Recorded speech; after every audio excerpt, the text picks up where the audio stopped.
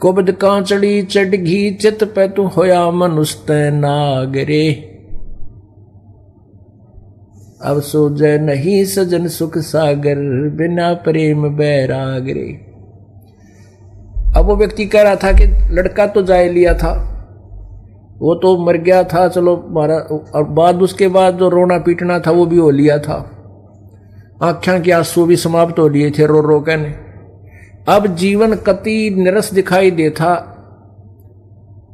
जैसे हम उसे अंधकार में घूम रहे हों।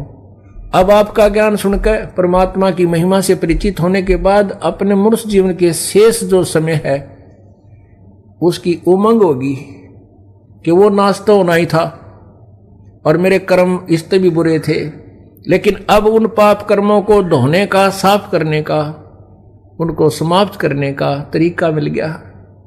और अब उमंग है जीने की, आशा है मालिक और जीवन दे तो भक्ति के लिए दे, तेरी भक्ति करता रहूं, नहीं तो इस जीवन का कोई चारम नहीं रहा था। पुण्यात्माओं, ये तो जो अब हम मान ले बालक हुआ,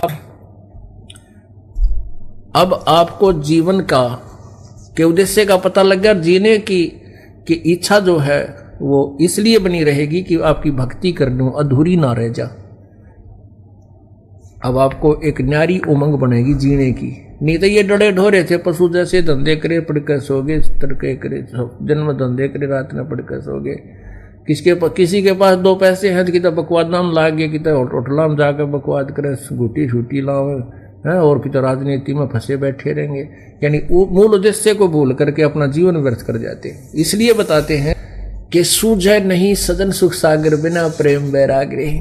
अब परमात्मा का ज्ञान हो गया, मनुष्य जीवन किस लिए हमें मिला था ये पता लग गया, और वो उद्देश्य पूरा हो गया, क्योंकि मनुष्य जीवन में सत भक्ति करनी चाहिए। अगर भक्ति करे तो सत्य करे, सत्य का मीन है शास्त्र अनुकूल करे। पवित्र गीता जी अध्याय नंबर 16 के श्लोक नंबर 23 में कहा है कि शास्त्र विधि को त्याग कर जो मनमाना आचरण करते हैं, अर्थात अपने मनमानी पूजाएं करते हैं जो शास्त्र अनुकूल नहीं है, उनको ना तो कोई कार्य सिद्ध होता है उनका, ना कोई सिद्धि होती है, ना सुख होता है, ना उनकी गति होती है। और इन तीन वस्तुओं के लिए हम भक्ति करते हैं। फिर हमें मनुष्य जीवन का जो ज्ञान हो गया कि ये किस लिए हमें मिला था, परमात्मा की भक्ति करनी है और शास्त्र अनुकूल करनी है।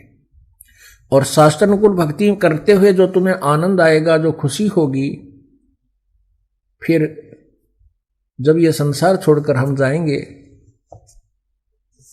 तो हमें आगे जा करके